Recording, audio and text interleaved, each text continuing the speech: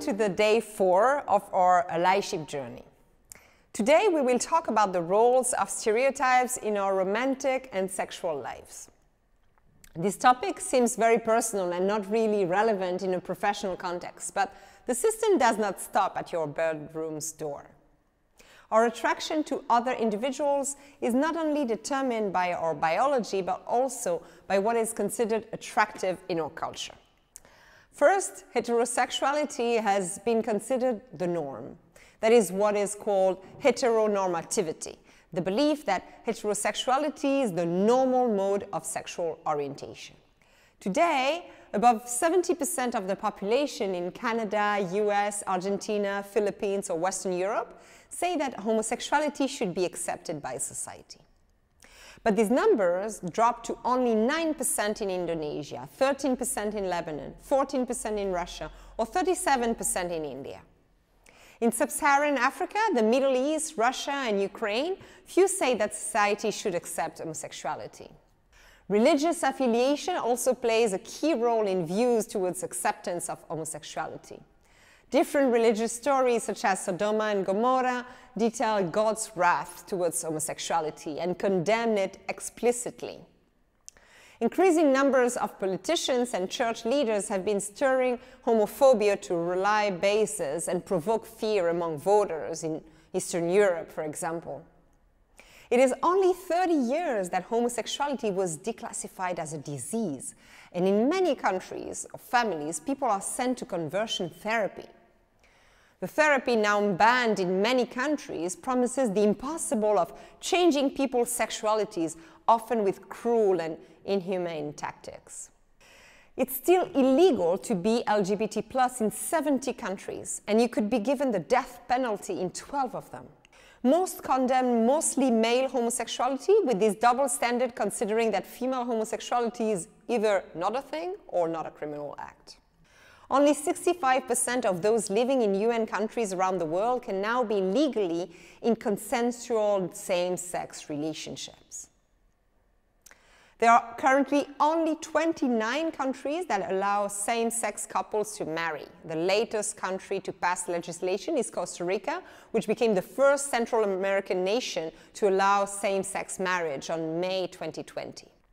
So we see that in terms of sexual orientation and tolerance, there is still a long way to go. Let's share a few definitions that could be useful. LGBTQIA+ is an acronym that stands for lesbian, gay, bisexual, trans, queer or questioning, intersex, asexual, with the plus signifying aromantic, pansexual, polysexual, and any other identity along the gender and sexuality spectrum. The idea is to show that our sexual orientation and our gender can be extremely diverse. Asexuality is the lack of sexual attraction to others, or low or absent interest or desire for sexual activity. Pansexuality is sexual, romantic, or emotional attraction towards people regardless of their sex or gender identity. Non-binary is a spectrum of gender identities that are not exclusively masculine or feminine. They sit outside of the gender binary of female, male. People who identify as such don't conform to traditional gender norms and may go by pronouns they, them. Asking someone their preferred pronouns and stating your own is one way to be inclusive of all gender identities. Originally meaning strange or peculiar, the word queer was used throughout the 20th century as an insult towards people who had same-sex desires or relationships. For many, it still carries the weight of that adverse history. Whereas for others, it has been reclaimed, especially since the queer rights movements of the 80s. Today, more often than not, queer is seen as a positive identifier for those within LGBT+ communities. Cisgender are people whose sense of personal identity and gender corresponds with their birth sex. You have a penis and you identify as a male, you have a vagina, you identify as a female, then you are cisgender. If you do not identify to the sex given at your birth, you are transgender. Transgender might be prescribed hormones or undergo surgery, but transgender identity is not dependent upon physical appearance or medical procedures. Before the 80s, the few representations of homosexuality in popular culture tended to consist of potentially dangerous social deviants like Norman Bates in Psycho.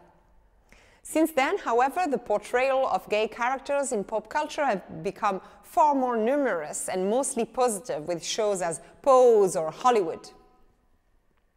The International HIV/AIDS Alliance estimates a worldwide prevalence of men who have sex with men between 3 and 16%. An estimated 3.5% of adults in the United States identify as lesbian, gay, or bisexual, and an estimated 0.3% of adults are transgender. There are around 9 million LGBT Americans. 71% of LGBTQ youth reported experiencing discrimination due to either their sexual orientation or gender identity. Trans people also experience higher rates of discrimination and harassment than their cisgender counterpart, and as a result experience poorer mental health outcomes. Insults, jokes, or physical harm are still pervasive. Homicides, hangings, and even lynching of trans and gender diverse people are still happening all around the world. 331 trans and gender diverse people have been killed in 2019. The majority of the murders happened in Brazil, totaling 130. However, Mexico had 63 and the United States saw 30. 61% of the deaths have been in the sex workers. 2 in 3 American LGBTQ youth have reported that someone tried to convince them to change their sexual orientation or gender identity. Of the LGBTQ young people who have been through conversion therapy, their likelihood of attempting suicide doubles. 15% of young lesbian, gay, and bisexual people will try to take their life, compared to 29% of young trans people. So LGBTQ youth is over 4 times more likely to attempt suicide than their peers. And the system is not only prescriptive in terms of sex and love life for LGBTQ community. Heterosexual people are also supposed to follow the unspoken norms. In many countries, women have to be virgin before marriage or faithful during. Dominant macho men have been portrayed in the movies and books as the model little girls should be patiently waiting for. We have danced to Every Breath You Take, I'll Be Watching You, or Blurred Lines, I Know You Want It. We have sang many reggaeton songs, Eres Mia, Mia, Obsesión, justifying control, stalking, shaming, guilt trips for women. We have also been conditioned by the image of romantic love on what to expect from our love lives. Toxic and abusive relationships are still portrayed as passion in many movies or series. We have been raised in a culture that is teaching men to be independent, strong, emotionless, and putting their needs first. And little girls are taught to bond and relate, and that love is everything, the solution to all their problems. Women are taught to be of service, to put their needs second, and to do all the emotional work in the relationship or the family. So no wonder that when we grow up, there is inequality in our emotional lives. Tinder has recently been accused of having a sexist algorithm for matching younger and less educated women to older, more educated and rich men to have better chances of matching. The imbalance is also present in the economic situation. In many countries still, it's an economic reality that a woman has to get married to actually survive. Would it be because she is not able to work, or because of the shame that would be too strong in the culture to be single after a certain age? And the fertility window is an additional pressure to find a partner. So yes, the romantic world is definitely not a balanced one. And this is a cause of tremendous pain, because for many women it is necessary to choose between their freedom and independence and being loved, when love is actually a common emotion and a universal need. Shulamit Firestone, in her book, The Dialectic of Sex, is even more radical. She says that love is actually the pivot for women's oppression. It's what has been keeping women subordinate for all this time. Because this dedication to make the relationship work in an unbalanced world is absorbing our energy and our power. Imagine if instead of thinking about how to make the relationship work or how to keep the guy that really doesn't want to be kept, you would dedicate your time to create and have fun, rest, or change the world. It would be such a different place. Shulamit Firestone also says that the creativity that men have, the work that they are doing, is actually feeding on our love. Women give so much emotional support that men can go out there and create, write, paint, talk, develop their careers based on all the emotional supports that we provide.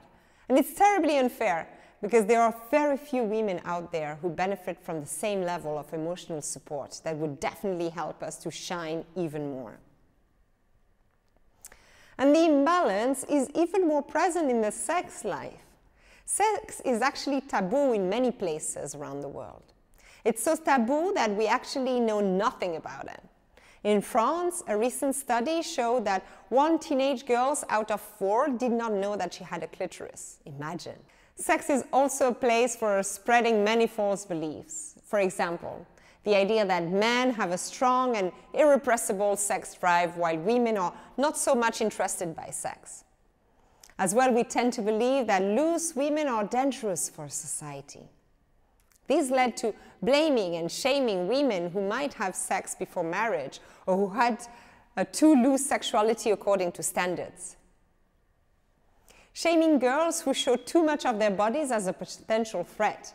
It meant also cutting the clitoris of millions of girls, at the moment 125 million of women and girls in the world, to separate them from pleasure and experiencing joy during sexual encounter and cheating on their husbands. It means cutting on funding on family planning and abortion. And of course, funding so many Viagra options or pornographic movies that are definitely more focused on male pleasure than female one. So these beliefs are really widespread in our societies. No wonder that we're talking about the orgasm gap. Did you know that actually in heterosexual relationships, men reach orgasm 95% of the time, while women reach orgasm only 65% of the time? And we can say, it's because it's more difficult for women to reach orgasm. Actually not, because when we talk about same-sex relationships, women reach orgasm with the same percentage as men.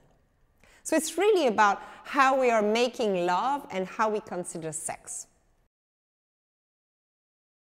As an exercise for today, I would like to ask you, did you experience this imbalance in your love life? Have you ever been in a toxic and controlling relationship? How did you feel? How safe is it for you to explore your sexual orientation? Let us know. Thank you.